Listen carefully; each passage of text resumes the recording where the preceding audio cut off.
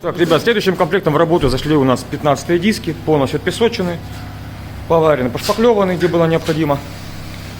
Сейчас наносим черную грунтовую подложку, основной цвет будем красить темный европейский графит, финальным этапом диски покроем порошковым лаком. Все процессы буду показывать, смотрим. Так, ребят, прошел у нас цикл в печи, 15-е диски выехали по черной грунтовой подложке, сейчас идет процесс нанесения основного цвета, темного европейского графита.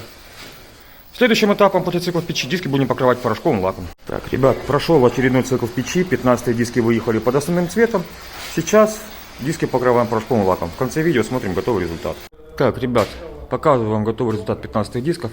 В основном цвете темный европейский графит. Такой результат.